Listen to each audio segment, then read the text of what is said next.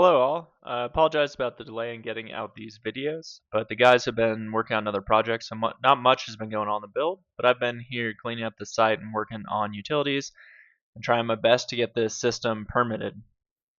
You can actually see right here, I had electricians out and they came out and added a sub panel that's going to have breakers for both the building and the shed. And then you can see here the conduits run down underground where I've buried wire.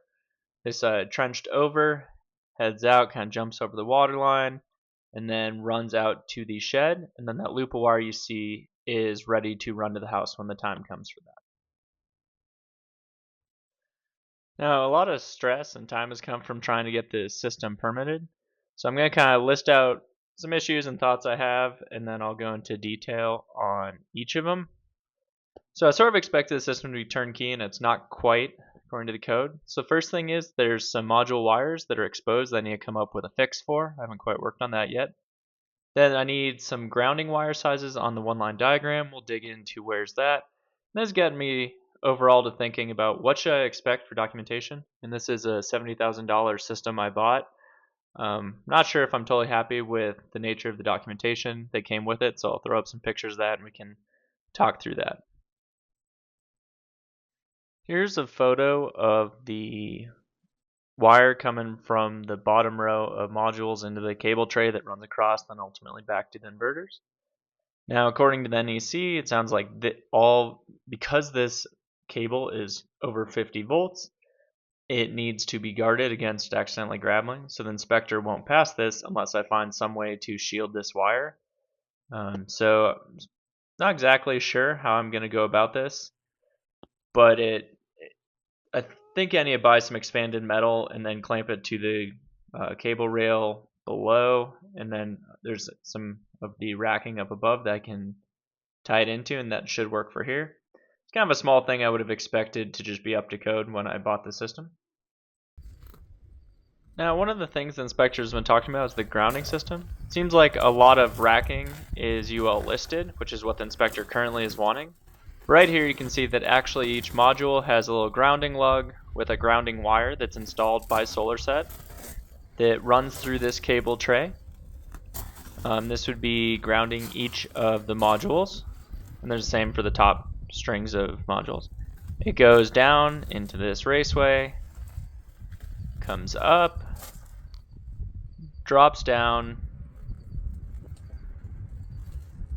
through here, and ultimately runs into the inverters, into this, then also goes to the disconnect.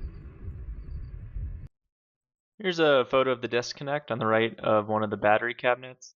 Now, from what I understand is all of the grounding wire runs into this disconnect, and then from here it appears to be a lug that would tie into the grounding system, which according to the inspector would be two driven copper coated steel rods. They're 8 feet in the ground, and I think it was like 8 feet apart. Now, when I've tried to talk to SolarSet about this grounding system, they keep telling me that they won't talk to me about it, and I need a electrician who's installing the system to be handling the grounding system. Okay, and we can get into now the one-line diagram. So this one-line diagram here is the full extent of the schematics I have for the system. Now, a couple things to note is that it actually is missing one of the strings of solar panels on the left there. It shows 12, and I believe there's 16. And then also it indicates that there's two inverters, but I'm not sure that I totally trust that. It doesn't really detail how it's wired in, because I'm not sure the generator actually goes to both of the inverters. So I need to look more at that, but I wouldn't have minded if this was broken out a little more detailed.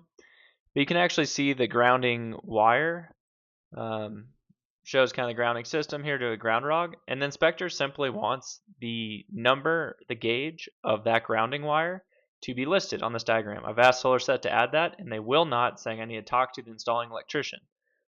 Where this is a little frustrating is that the grounding wire that runs through the system and ties everything together that then runs to the disconnect is installed by them, and they're unwilling to label it on this diagram.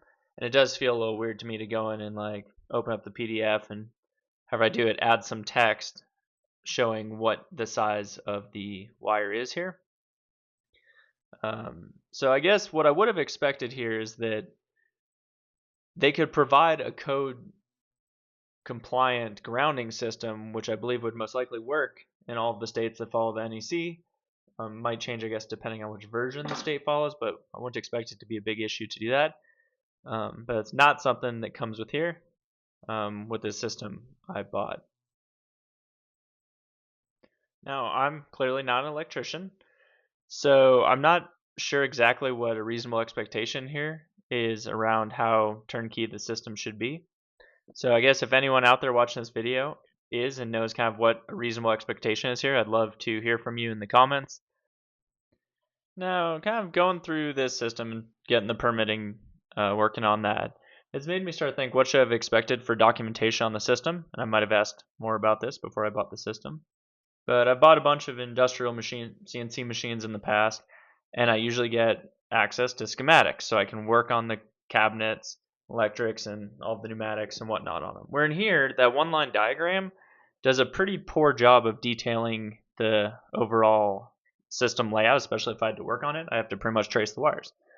So here's an example of a diagram that was submitted as part of a solar application from a friend who does a local company I almost thought of going with that does, they build their own solar systems, install them. And in this case, it's pretty clear what terminals wires are going to on different parts of the system and how it's wired together. Now it's a little more simple system, but I would have expected to see documents like this that would allow me to work on the system without actually tracing wires and figuring out how it's wired together in the field.